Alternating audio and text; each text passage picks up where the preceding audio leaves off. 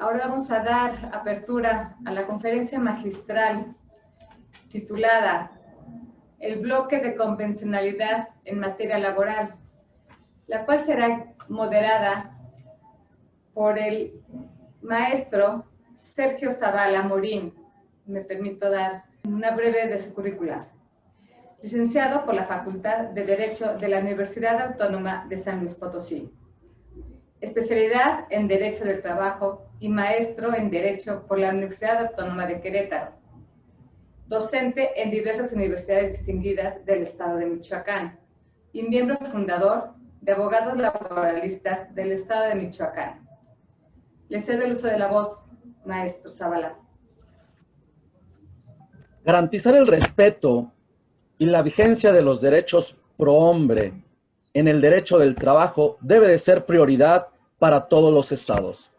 Buenas tardes, es para mí un honor y agradezco a los organizadores de este magno evento permitirme presentar al doctor Jorge Ulises Carmona Tinoco, el cual nos complacerá con la conferencia que ya señaló mi compañera Fernanda, el bloque de convencionalidad en materia de derecho del trabajo. Me permitiré leer una breve semblanza de tan amplio currículo que tiene el doctor. El doctor Jorge Ulises Carmona Tinoco es licenciado, maestro y doctor en Derecho por la Facultad de Derecho de la Universidad Nacional Autónoma de México. Master of Law con especialidad en Derecho Internacional de los Derechos Humanos por la Universidad Essex, Inglaterra. Especialista universitario en Argumentación Jurídica por la Universidad de Alicante, España. Investigador titular de tiempo completo en el Instituto de Investigaciones Jurídicas de la UNAM desde 2002. Investigador nacional nivel 2 por el CONACYT. Desde el año 2001 es catedrático en la Facultad de Derecho de la UNAM, donde ha impartido asignaturas de protección de los derechos humanos, de argumentación jurídica y de amparo. Ha impartido más de 300 conferencias, así como 190 cursos de posgrado y de capacitación en las materias de su especialidad en diversas universidades e instituciones de México, así como en Argentina, Costa Rica, Ecuador, Guatemala, Inglaterra, Panamá, Paraguay, Perú y Polonia. Es colaborador en libros y obras colectivas. Es autor de más de un centenar de trabajos publicados en las materias de su especialidad. En el ámbito profesional, desde 1993 al 2002, colaboró en la Comisión Nacional de los Derechos Humanos, la Procuraduría General de la República y la Secretaría de Relaciones Exteriores en áreas y actividades de protección internacional e interna de los derechos humanos. Posee experiencia en el litigio internacional en materia de derechos humanos. Defensor de los derechos universitarios en la UNAM de marzo del 2012 a enero del 2015. Y es el sexto visitador general de la Comisión Nacional de los Derechos Humanos a partir del 16 de enero del 2015. Este amplio currículo que tiene el doctor Jorge Ulises, pues nos hará el gran placer de otorgarnos esta magna conferencia, la cual tendrá una duración de 45 minutos y me permitiré tomar 3 minutos previos para avisarle al doctor que se avecina el tiempo. Agradezco su aportación y la presencia de todos ustedes. Doctor Jorge Ulises, bienvenido y adelante.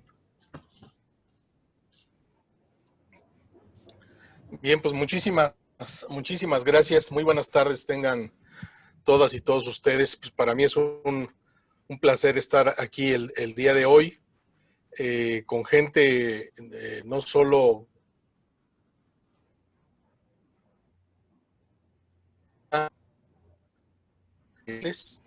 para la justicia, para nuestro país. Y lo digo que es gente interesada y gente comprometida, pues para destinar su tiempo de viernes a estas horas y estar aquí charlando sobre estos temas, sí se requiere devoción, interés, ¿no? Por eso me da mucho gusto a mí. Agradezco la amable presentación del doctor Sergio Zavala. No es una cátedra ni charla magistral, la verdad está muy lejos de serlo. Se los digo con toda honestidad, es simplemente un intercambio de ideas de un tema que está vinculado precisamente a la reforma laboral y que es un tema que tiene que ver con el llamado control de la constitucionalidad de la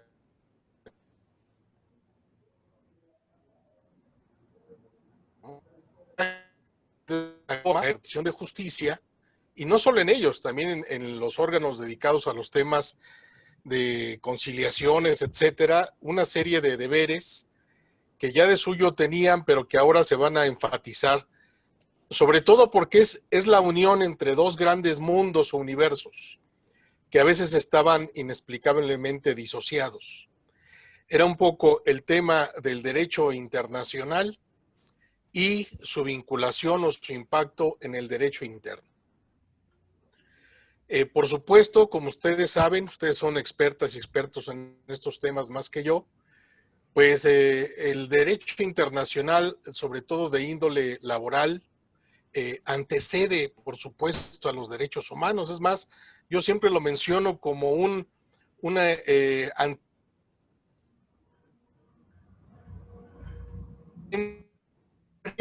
de los derechos humanos, porque antes hubo un derecho internacional de carácter laboral, pues simplemente la creación de la OIT en 1919 y una serie de convenios que en la actualidad no cabe duda alguna, pues son convenios que protegían a la persona, a la dignidad, en términos de la seguridad y una serie de elementos. Esto es la persona tenía estaba en el centro de esa protección, de ese derecho internacional.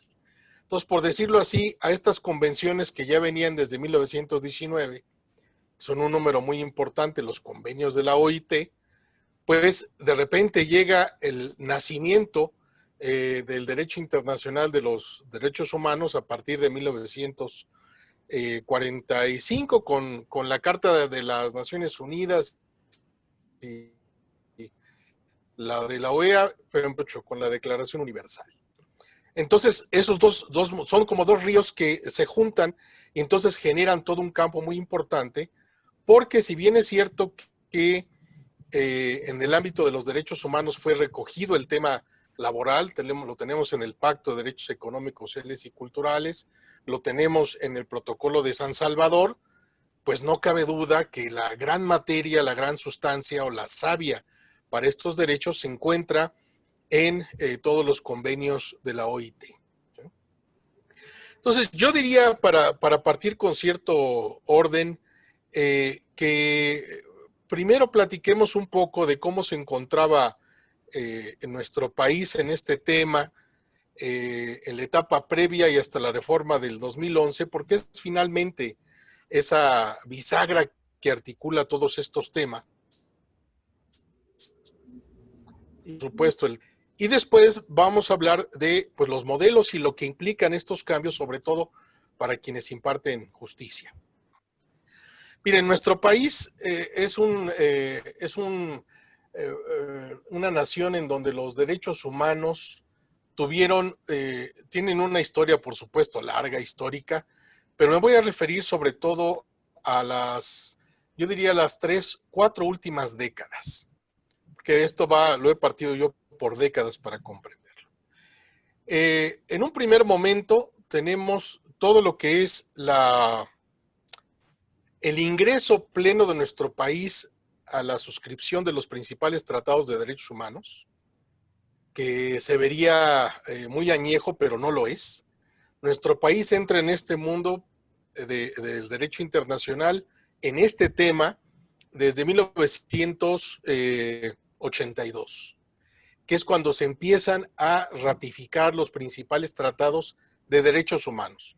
Por supuesto, ya había ratificado algunos convenios de la organización y tenía toda una participación internacional. Pero vamos a partir de ese momento cumbre, de ese momento importante que es la ratificación de la Convención Americana, del Pacto de Derechos Civiles y Políticos, del Pacto de Derechos Económicos, Sociales y Culturales en 1982. En esa década, prácticamente estos temas no eran realmente difundidos, ¿sí? O sea, recordemos que hubo alguna época de este mundo en donde no había internet y donde ni siquiera esta reunión hubiera sido posible, ¿no? Pero pues, era una época en donde pues tal vez la Cancillería, la Secretaría de Gobernación o el ámbito académico especializado, pues estaba al tanto de estos compromisos. Fue esa década prácticamente pasa con las ratificaciones y ahí queda el asunto.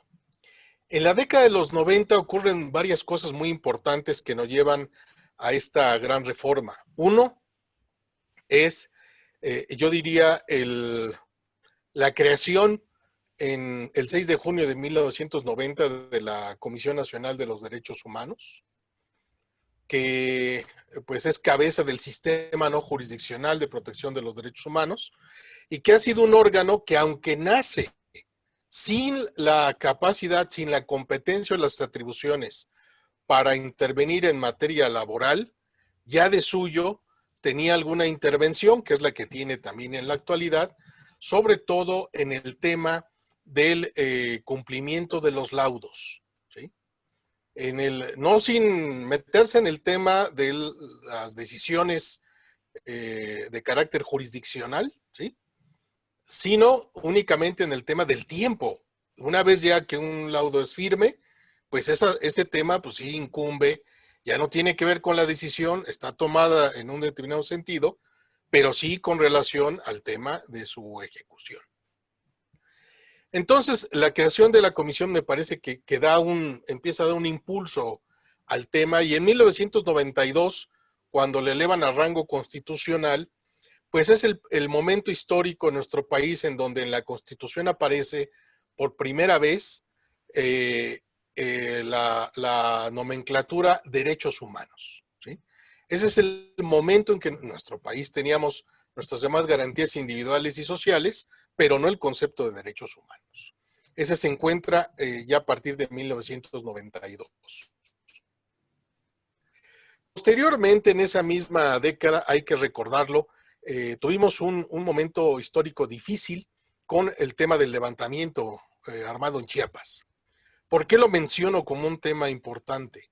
Porque eso trajo no solo el reflector hacia a la problemática de los derechos de las personas y los pueblos indígenas, sino también porque llamó la atención de muchas organizaciones no gubernamentales. No las organizaciones tradicionales, por ejemplo, Amnistía Internacional, alguna otra de origen nacional, que tenían una posición un tanto de seguimiento de los derechos, de proclama, etcétera, pero que no eran organizaciones de litigio en materia de derechos humanos. Sin embargo, con la llegada de este suceso, viene el país y empiezan a generar organizaciones de la sociedad civil, pero con una vocación de litigio, varias organizaciones como CEGIL, por ejemplo, que siguen teniendo un peso muy importante en tema de litigio en esta materia. Entonces empiezan a formarse ya organizaciones con otra temática. Ya lo que les interesa es hacer planteamientos internos o internacionales para ir generando precedentes o lo que se llama litigio estratégico. En nuestro país, en esa época también, la primera mitad de los 90, pues surge algo muy importante también en el mundo, no solo en nuestro país, que es la llegada de la Internet. Eso para mí, incluso eso no se ha estudiado todavía del impacto que ha tenido la Internet en el tema de la difusión de los derechos, del conocimiento de los derechos. Pero créanme que fue un parteaguas importantísimo. Antes era muy difícil tener acceso incluso a los documentos de la ONU, de la OEA. Tenía uno que ir a las oficinas que estaban en la representación en alguno de los países, o tenía uno que de plano, si tenía la posibilidad. Yo recuerdo que tuve acceso a un libro por ahí de esa primera mitad de los 90, que era una compilación de tratados, y de verdad me sentía yo, como dirían ahora, empoderado, ¿no? Porque tenía todos los instrumentos internacionales más relevantes en un solo libro, ¿no? Entonces, en esa etapa, sí tengamos presente este cambio muy importante, porque ahora pues uno puede estar presente a lo mejor en las audiencias de la Comisión Interamericana, de la Corte Interamericana, hacer una búsqueda de los tratados de una manera muy rápida. Y esto no ocurría en ese entonces. Creo que sí es un gran paso. Incluso el que las Naciones Unidas, déjenme decirles que al inicio del funcionamiento de la Internet, intentaba generar un servicio para cobrar por el acceso a los tratados internacionales. Qué bueno que esto no prosperó, porque imagínense ustedes, pues es una forma de negar el acceso a información tan importante en muchos sentidos. Posteriormente, en ese mismo año, nuestro país toma una decisión muy relevante que es aceptar la competencia contenciosa de la Corte Interamericana. En 1998, el 16 de diciembre, se toma esta decisión de aceptar la competencia de la Corte Interamericana. Entramos de lleno a ese ámbito interamericano. Antes solo estábamos, digamos, bajo el escrutinio de la Comisión Interamericana, a partir de 98 de la Corte. Y con eso se cierra esa década. La primera década del siglo XXI está caracterizada por los primeros casos de México ante la Corte Interamericana. En la actualidad todavía hay 9 casos que están pendientes de cumplimiento de sentencia. Hay uno donde se cumplió totalmente, que es el caso Castañeda, y el caso de Alfonso Martín del Campo, que no llegó a la etapa de fondo, sino se quedó en excepciones preliminares, ¿no? En la etapa inicial por cuestión temporal. Pero, ¿qué ha significado esto?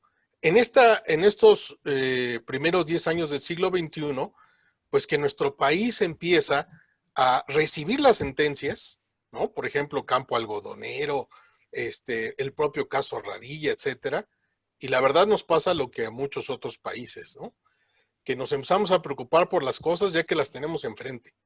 Y yo recuerdo todavía cuando llega la primera sentencia, pues, ¿esto qué es? ¿Con qué se come? ¿A quién le toca hacer qué? ¿A poco es vinculante? O sea, cosas así se los digo por testimonio propio, que eran los temas que preocupaban, ¿no?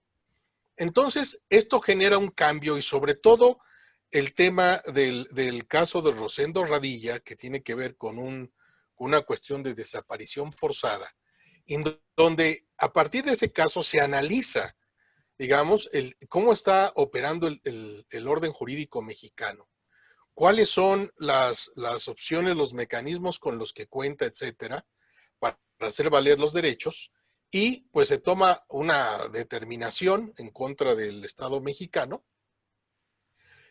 Pero algo muy importante, que precisamente todos estos antecedentes que señalo, incluyendo un hecho inédito, que nuestro país invita a la Oficina de Naciones Unidas, la Oficina de Derechos Humanos del Alto Comisionado de Naciones Unidas, invita para que establezca una oficina en nuestro país. Esta oficina opera desde más o menos desde el 2002, más o menos es la etapa. Y esta oficina es muy importante porque da asesoría técnica al país, pero además realiza otras funciones también igual de importantes. Menciono esta oficina en particular porque para algunos otros países que les establezcan una oficina del alto comisionado en su país se ve como una sanción, ¿sí? Se ve como un castigo. O sea, la situación está tan complicada en materia de derechos que te voy a establecer un monitoreo en tu propio país. Y México logró, digamos, hacerlo de manera distinta, hacerlo como algo benéfico. Entonces, todos estos aspectos, las sentencias, el activismo de las organizaciones, el empuje que traían todos estos tratados y esta invitación que hizo México a Naciones Unidas, todo este escrutinio va generando un movimiento que se traduce en esta reforma constitucional del 2011 en materia de derechos humanos. Y la reforma, pues sí, es un parteaguas muy, muy importante en nuestro país. ¿Por qué? Porque por una parte, abandonamos prácticamente todo lo que era la evolución doctrinal, etcétera, acerca del concepto de garantías individuales, ¿sí? Y garantías sociales. Esto es importante, incluso para efectos de la garantía de los derechos. Si ustedes recuerdan lo que señalaba el artículo 103 constitucional, pues decía que el amparo era procedente por violación de garantías. Por lo tanto, el amparo no podría ser el medio para hacer valer derechos previstos en los tratados internacionales. Así, los tratados internacionales, pues eran simplemente una forma, permítaseme el símil, eran como los chambelanes de una quinceañera, que era la Constitución, ¿no? O sea, solo podíamos entender la presencia de los tratados conectados o interrelacionados con un precepto constitucional, pero directamente no se podía llevar a cabo su garantía. Entonces, con este cambio que se hace al artículo, entre otros preceptos, por supuesto, al artículo primero constitucional, pues ahora se establece primero las características de los derechos humanos, que no, ya son características que están reconocidas desde hace muchas décadas, como es la universalidad, la indivisibilidad, la interrelación y la progresividad. Pero es muy bueno tenerlo en la Constitución.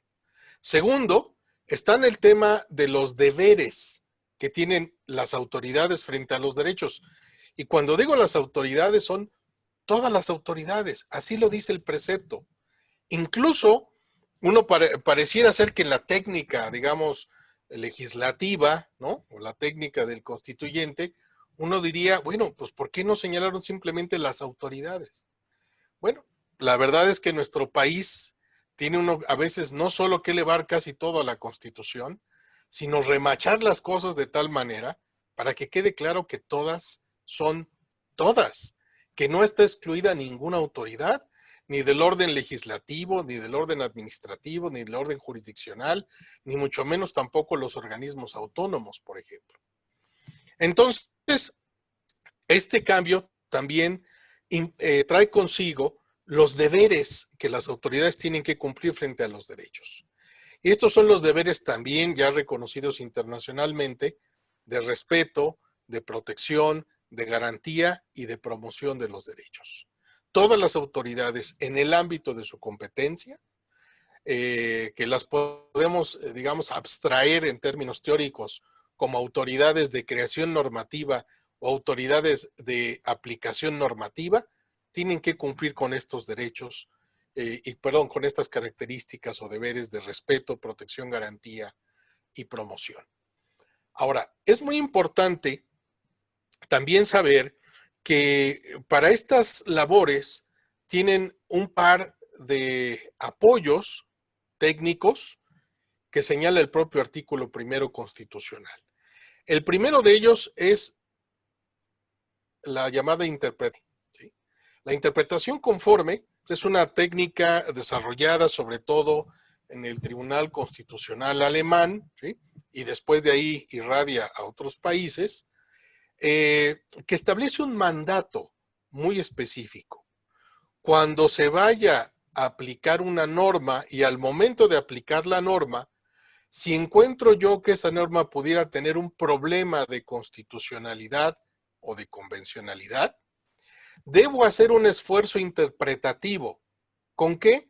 Pues con los cánones tradicionales de la interpretación. Estos son el semántico, el sistemático, el teleológico, el histórico, el funcional, etcétera, todos los que se reconocen a través de la jurisprudencia.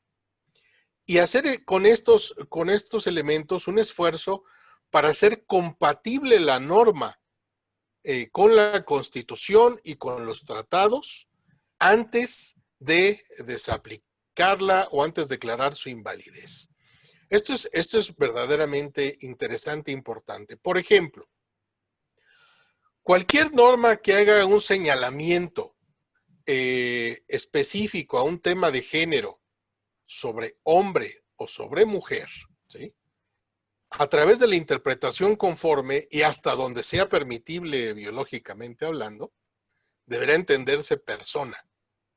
Si no se entiende así, ¿sí? O sea, tiene el órgano de impartición de justicia la posibilidad de decir, bueno, En efecto, por ejemplo, en materia de pensiones, ¿no? En efecto, dice aquí los requisitos para la mujer viuda. Perdón, se tienen que entender como los requisitos de la persona, ¿sí? Insisto, el límite ahí son cuestiones ya biológicas, en donde no puede haber una equiparación, una igualdad en ese sentido, ¿no? Pero incluso hasta en esos aspectos, ¿no? Tenemos ahora, por ejemplo, los permisos de paternidad. En igualdad o en equidad de circunstancias con los permisos que tenían las mujeres embarazadas, ¿no? Entonces, esta interpretación conforme es un deber, pero es un deber que tienen no solo las autoridades jurisdiccionales, también, y esto es muy importante, todas las autoridades administrativas. Y es ahí donde tenemos un grave problema, se los digo porque pues la reforma llega e impacta sobre todo órganos jurisdiccionales, pero las autoridades administrativas les está costando un enorme trabajo. Hay un choque de trenes entre el derecho administrativo y derechos humanos que no ha logrado, digamos, tener un acoplamiento adecuado, ¿no? Otro de los temas también muy importantes que de hecho ya operaba en el ámbito laboral es el tema del principio pro persona.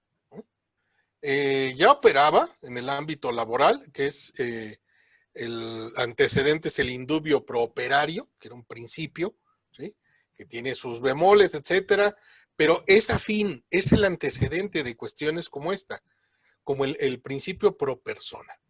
El principio pro persona es también un mandato al órgano de aplicación, al intérprete, para poder utilizar las herramientas de la interpretación jurídica y de todas las opciones posibles derivadas de la aplicación de los cánones de interpretación, me obligo a utilizar o escoger aquel que sea o más favorable a la persona o menos restrictivo si estoy frente a un caso de restricción de los derechos, ¿no?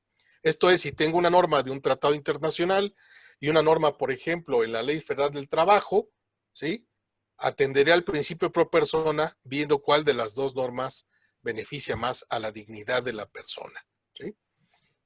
El principio pro persona, déjenme decirles que tiene dos vertientes. Esto es importante tenerlo en cuenta. Uno, cuando se me solicita, digamos, cuando tengo frente a mí solo una disposición, porque opera solo a nivel normativo, una disposición que admite diversos sentidos. Ahí, por supuesto, tendré que elegir por mandato constitucional aquel que beneficie más a la persona dentro del margen de lo racional y lo razonable. O sea, es un tema técnico, no es un tema emotivo, eso sí quiero dejarlo en claro, ¿sí? No tiene que ver con cuestiones emotivas, es una cuestión técnica normativa, ¿sí? Ahora, el pro persona también tiene otra modalidad que viene a dejar ya fuera de terreno, ¿no?, los casos de contradicción normativa. Estábamos nosotros acostumbrados a que la contradicción normativa pues era un tema que se resolvía sobre todo utilizando pues los criterios primero jerárquico, ¿no?, el criterio temporal o el criterio de especialidad. Pero con el pro persona eso ya queda en un segundo plano. Porque aquí lo que interesa es si dos normas están en contradicción, ya no interesa el tema de su jerarquía. Lo que interesa es el tema de cuál es más benéfica o cuál es menos restrictiva de las normas que estén en conflicto. Ahora, por supuesto, debe tratarse de normas cuyos criterios o de validez o de aplicación las hagan viables para ser aplicadas al caso. O sea, yo no puedo traer una norma ni de otro sistema jurídico, ni puedo traer otra norma de otros ámbitos o ramas del derecho, nada más porque es una disposición que en alguna forma beneficia, sino que tienen que ser normas que cumplan con los criterios de validez espacial, temporal, personal y material. Solo así puedo yo llevar a cabo la utilización del pro persona para resolver un conflicto normativo. Pues todos estos elementos se conjugan con el tema, por supuesto, que lo salté de manera no perceptible, por lo menos para mí, pero que establece la jerarquía de los tratados, las normas de derechos humanos de los tratados a nivel de la Constitución. Sí, por supuesto, y esto tiene que ver con el tema del llamado bloque de constitucionalidad, ¿no? Por supuesto, el hecho de que las normas de derechos humanos se les conceda un rango constitucional trae un pequeño gran problema, que es cómo se resolvería un problema ya no entre un tratado y la ley laboral, por ejemplo, ¿sí? Sino cómo se resolvería un problema en donde un tratado señale una determinada cuestión y la Constitución señale otra distinta, ¿no? En términos de la reforma, por supuesto, diríamos, pues usted nos acaba de decir que el pro persona, ¿no? Veamos cuál es la norma más benéfica o la más restrictiva, o la menos restrictiva. Y así se resuelve. Sin embargo, pues nuestra Suprema Corte, en un criterio de 2013, este tema le pareció que nuestra Constitución, nuestra idea de supremacía constitucional, ¿no?, quedaba de alguna forma comprometido. Y en este sentido, pues señala que cuando exista en la norma constitucional una restricción a un derecho que haya establecido el constituyente originario o permanente, esta va a prevalecer frente a aquello que señala el tratado. Claro, es un tema bastante complicado. ¿Por qué?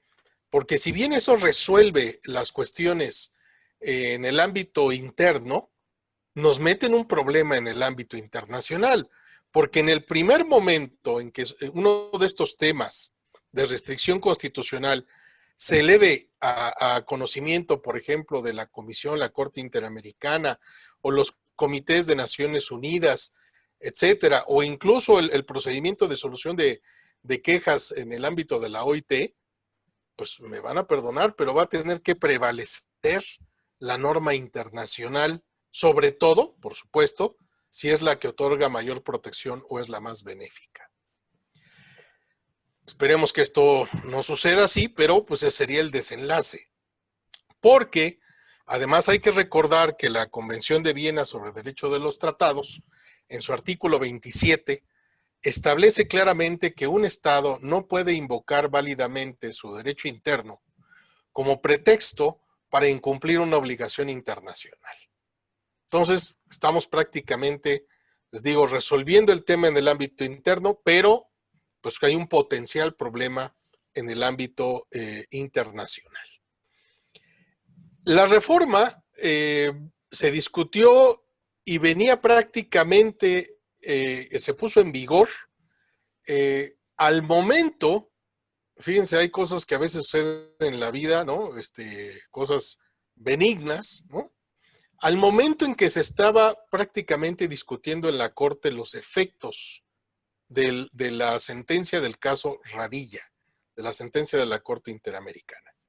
Y esto genera hay un giro en la cuestión sobre el tema del caso Radilla, porque con la reforma y la discusión sobre el valor de las sentencias de la Corte Interamericana, sobre aquello que implicaba para el Poder Judicial atender la sentencia del caso Radilla, pues termina en dejándose a un lado una serie de criterios que prohibían, proscribían o dejaban fuera del tema del control de constitucionalidad a los, digamos, órganos, vamos a decir así, ordinarios de impartición de justicia.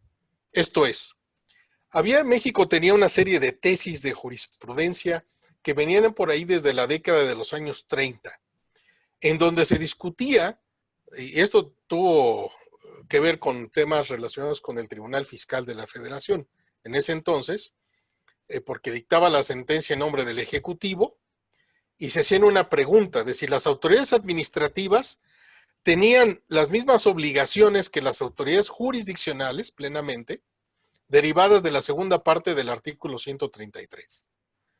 Los jueces de cada estado deberán estar a dicha constitución, leyes y tratados, aún en contra de las disposiciones que existieran en el ámbito interno. Se hicieron esa pregunta y entonces, en ese entonces decidieron, no, el tema del artículo 133, la segunda parte de ese precepto, no derivan atribuciones de control de constitucionalidad para los juzgadores en el ámbito ordinario. Ese es un tema reservado, de acuerdo con el artículo 103, al Poder Judicial de la Federación. Estaban así las cosas. Y esto es lo que generó en muchos casos un problema que ahora voy a comentarles ya rumbo al final de mi charla. El tema es el siguiente. Con el caso Radilla, no solo se dejan a un lado estas tesis. ¿Esto qué quiere decir? Que ahora todos los órganos jurisdiccionales tienen el deber de llevar a cabo o participar del control de constitucionalidad difuso, ¿sí? Ahorita explico un poco más eso. Y a su vez, como el tema vino del ámbito internacional, pues es prácticamente también la oportunidad para establecer no solo que tienen facultades de control de constitucionalidad difuso, sino también de control de convencionalidad difuso.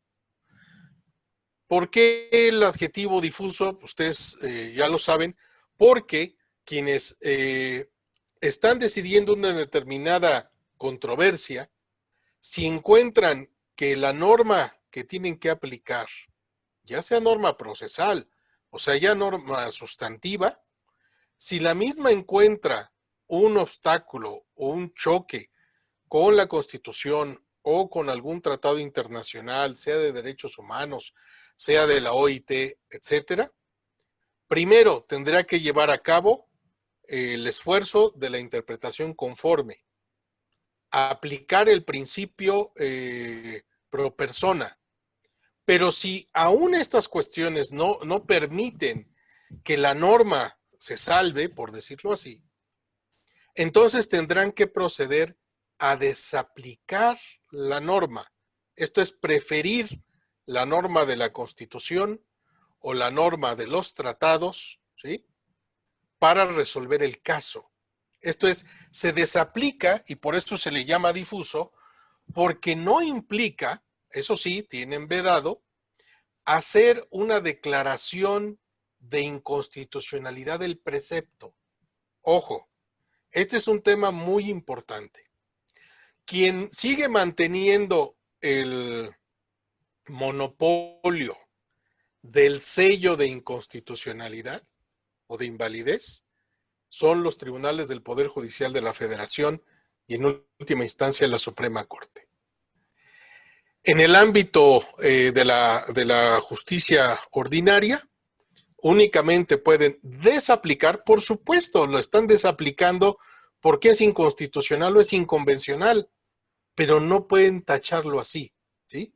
Simplemente ahí hay que hacer algún tipo de juego semántico, decir no se ajusta, no es acorde, no es compatible, etcétera, pero no se pueden pronunciar las palabras prohibidas, que es inconstitucional y por lo tanto tal cosa. ¿Por qué?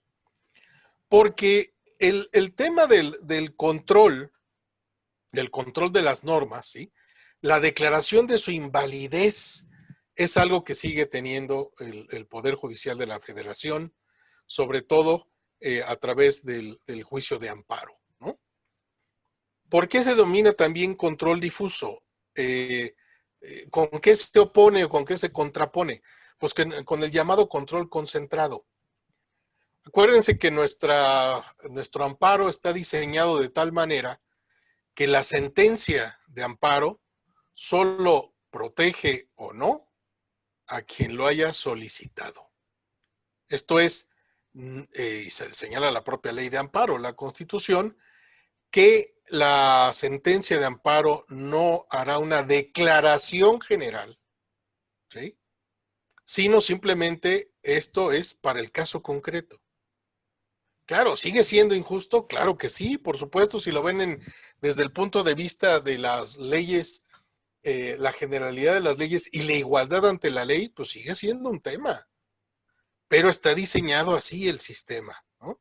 Solo para el caso concreto, solo quien lo pidió, quien lo solicitó, y si el amparo le es concedido, pues esa norma no se le aplicará. A los demás se les seguirá aplicando hasta en tanto no hayan acudido también al juicio de amparo y logren una sentencia favorable.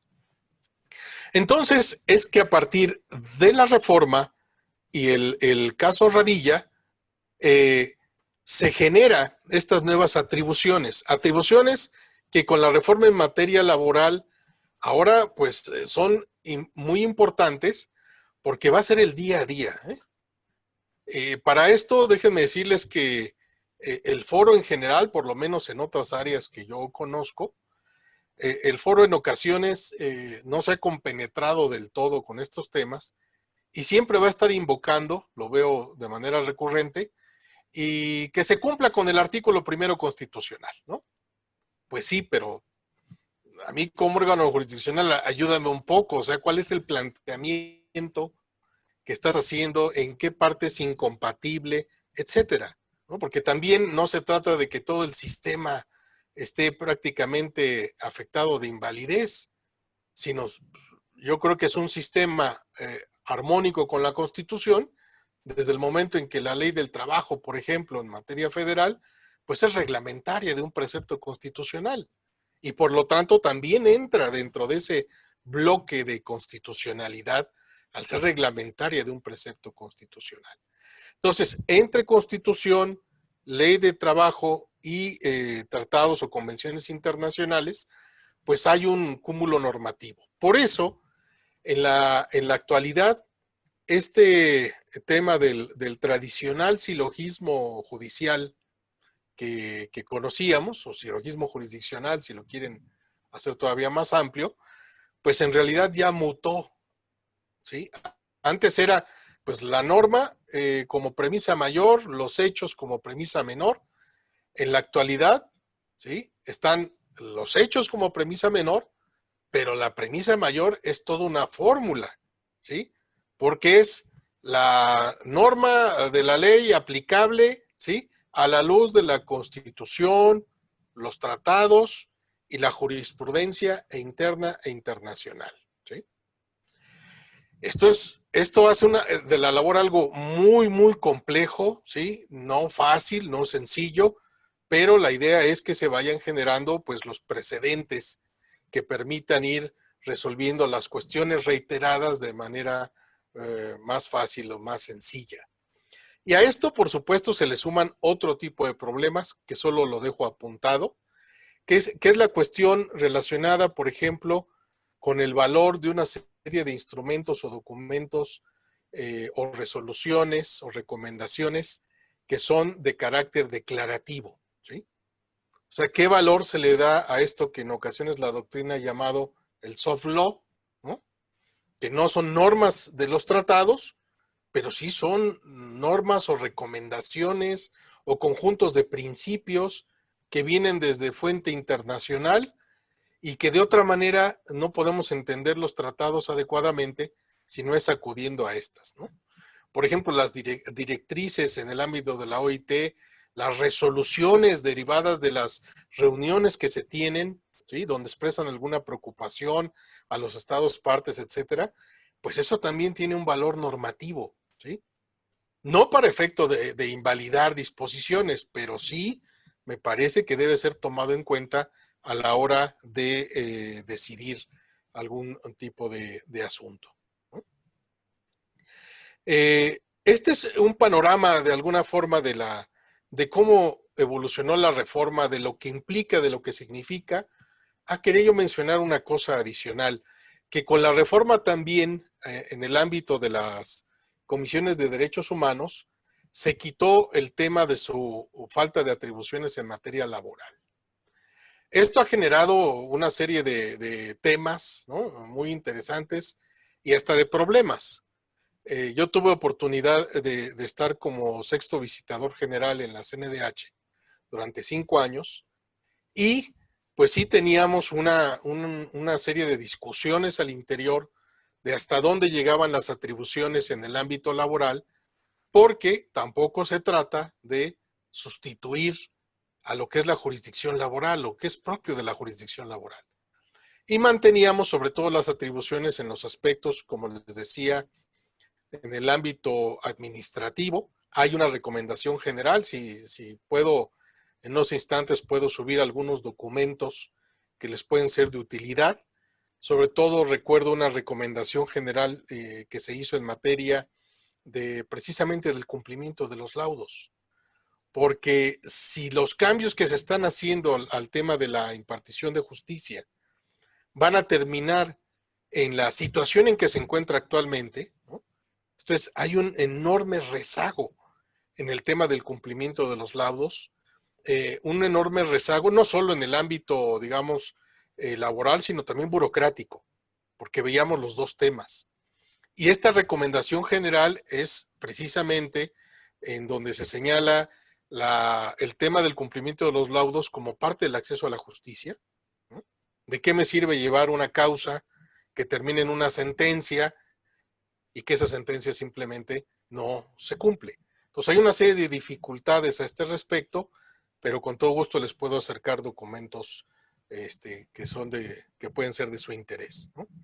Pues yo les agradezco mucho su atención. Este es un mero panorama y quedo a sus órdenes, a su disposición para las preguntas, los comentarios. Muchísimas gracias. Muchísimas gracias, doctor Jorge Ulises.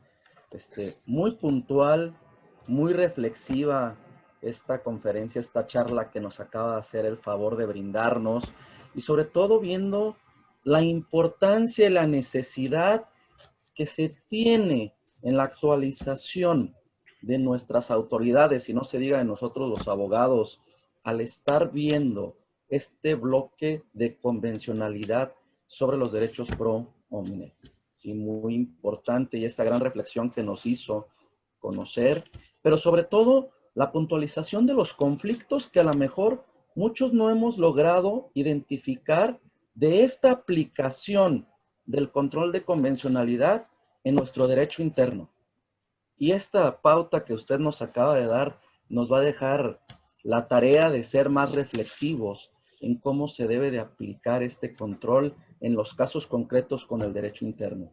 Y sobre todo que nuestras autoridades deben de ser cada vez mucho más preparadas atendiendo a este control. Muchísimas gracias. Y pasaremos en este momento, doctor, a unas preguntas que mis compañeros abogados están señalando aquí en la atención. Primeramente, la maestra Cecilia Rasgado nos hace mención que si usted cree que la reforma laboral de 2019 hace justicia a la reforma constitucional de junio del 2011, cuando se eleva a categoría constitucional los derechos humanos.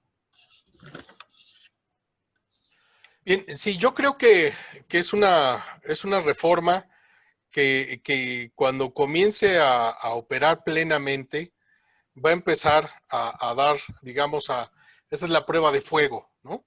Sobre todo con el tema de los derechos. Pero de que es una reforma que no puede desconocer todo este cúmulo de aspectos y de derechos, eso me queda claro.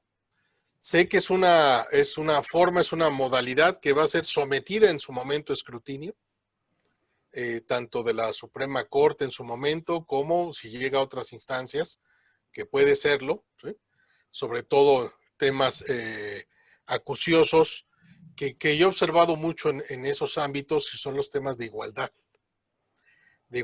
y no discriminación. Y por supuesto, también en la parte patronal en ocasiones dirá que es un exceso o que el pro persona sea o indubio properario sea distorsionado. Entonces hay una serie de temas y de tensiones, yo diría ahí, que se van a ir resolviendo poco a poco. Pero de inicio yo diría que la reforma en su aspecto, digamos, superficial, etcétera, yo no le veo un grave o serio problema con el tema de derechos humanos, ¿no? En la marcha seguramente irán sucediendo, ¿no? Muchas gracias, doctor. Una segunda pregunta nos hace el licenciado Gustavo Lozano, en el cual señala que hasta dónde existe responsabilidad de las autoridades emisoras de una condena, que la ley le obliga a lograr la inmediata ejecución de los laudos sin que emita requerimientos al patrón, sea persona moral o bien un ayuntamiento que pretende burlar una resolución judicial.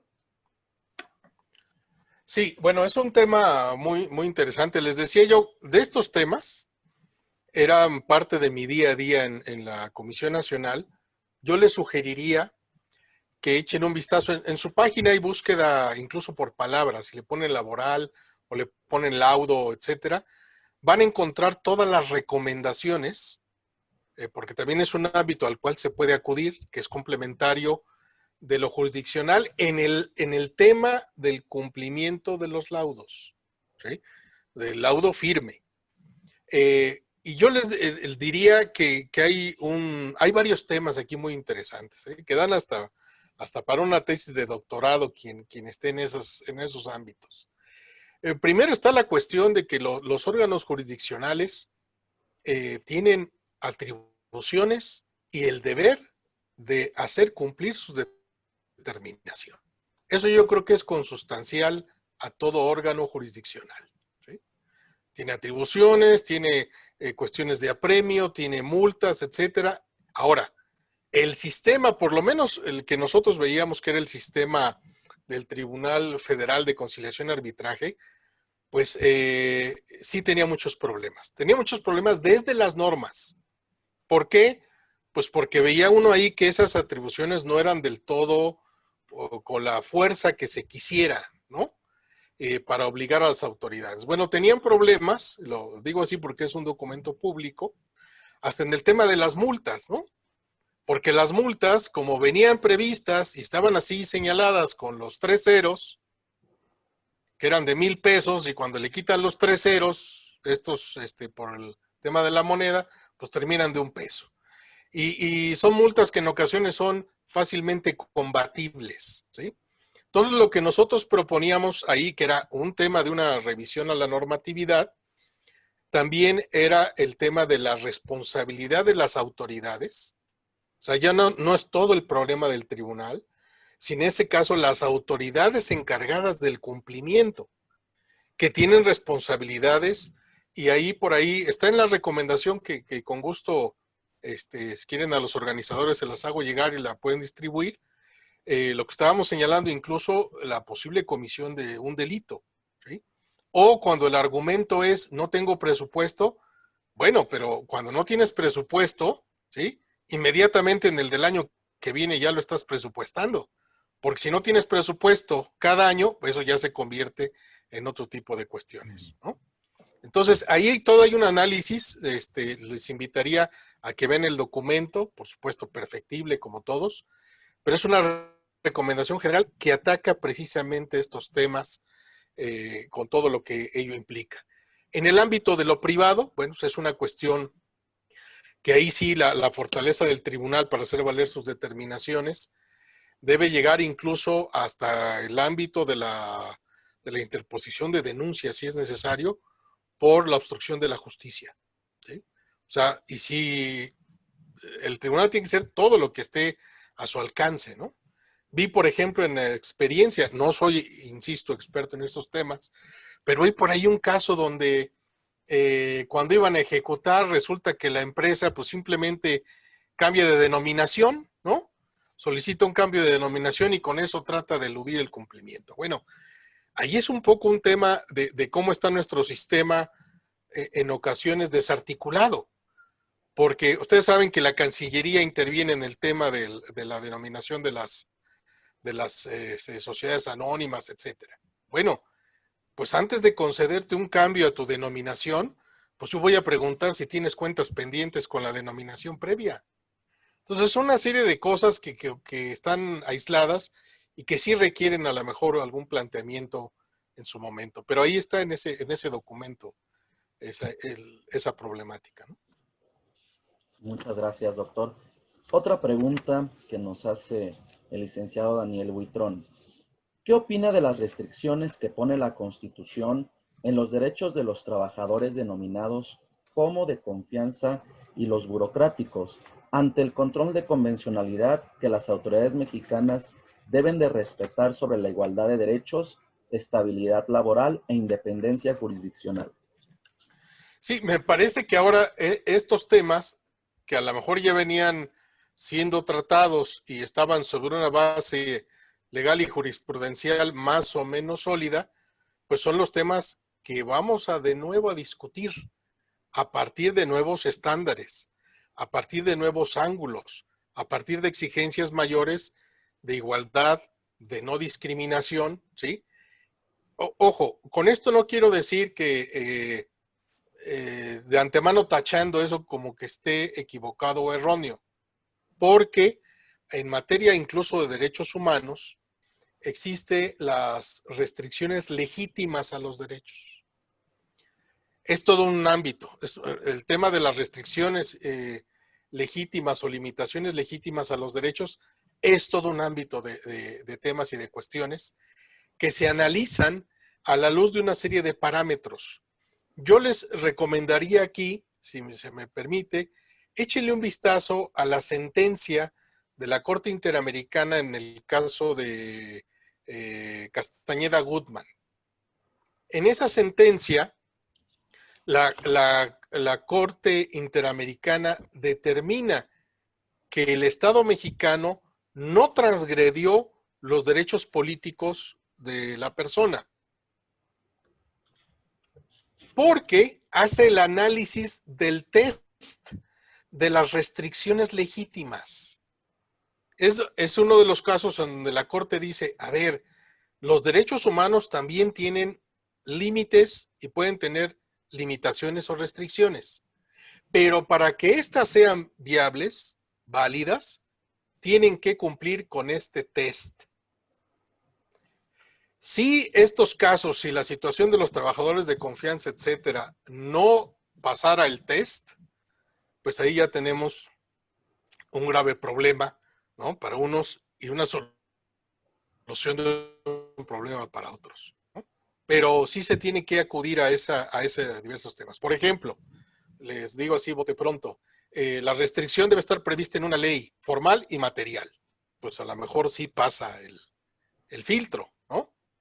Pero el segundo tema, pues debe ser una restricción solo frente a los derechos humanos. Un derecho humano solo puede ceder, ¿sí?, en su ámbito frente a otros derechos humanos. Y a lo mejor yo diría ahí, pues ahí sí no entiendo qué otro derecho humano se estaría salvaguardando con esa restricción. Y además ser una restricción necesaria en una sociedad democrática. Estos cambios, estas figuras, obedecieron a un momento histórico determinado. Y esto pasa con mucha de la normatividad, ¿eh? En materia, por ejemplo, administrativa, toda la normatividad que tenemos de servicios públicos, por ejemplo, está diseñada con otra lógica, con otra idea de lo que debería ser el servicio público. Era solo como para administrar y recaudar. Pero ahorita viene el tema de derechos humanos. Los servicios públicos son para realizar un derecho humano, para satisfacerlo. Alimentación, vivienda, ¿sí? Una vivienda digna sin luz, una vivienda digna sin agua, y eso ya le impone otro tema a los servicios públicos. Lo mismo ocurre en este caso. Vamos a ver si la medida, como se generó, con las razones que se generó históricamente hablando, donde se hizo una decisión, si es una decisión válida de acuerdo con los tiempos, las necesidades y los estándares actuales. Ese va a ser el tema del estudio y el reto, ¿no? Entonces les sugiero que vean esa sentencia para que empiecen a lo mejor alguna sesión del Congreso o de futuros congresos sobre esa temática en particular. Gracias, doctor. Hay más preguntas de los compañeros abogados, pero por cuestiones de tiempo, sí, no podremos llevarlas a cabo, pero se las haremos llegar con todo gusto, doctor, para en su momento nos pueda compartir esa respuesta sobre lo que tiene. A nombre de la organización que se realiza de este congreso, de lo que es la Academia, la Federación Mexicana de Colegio de Abogados, de la Asociación Iberoamericana de Derecho del Trabajo y de la Seguridad Social, Guillermo Cabañedas, y de Abogados Laboralistas de Michoacán, AC, le agradecemos la impartición de esta pequeña charla y le hacemos llegar en un futuro cercano su reconocimiento por esta participación. Muchísimas gracias, compañeros.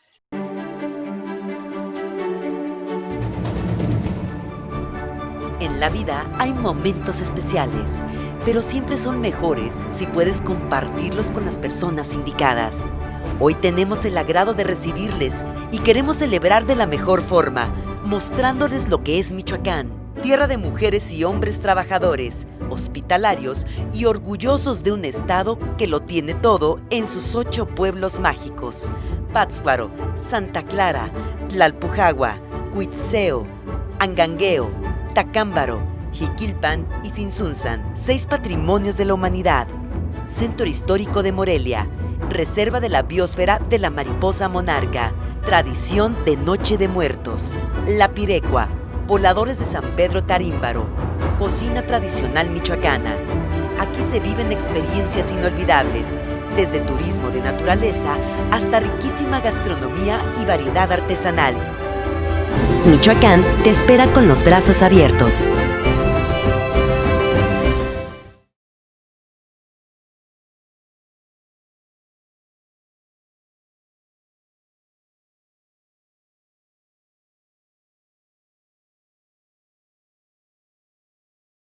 Michoacán celebra la vida. Gobierno de Michoacán. Michoacán se escucha.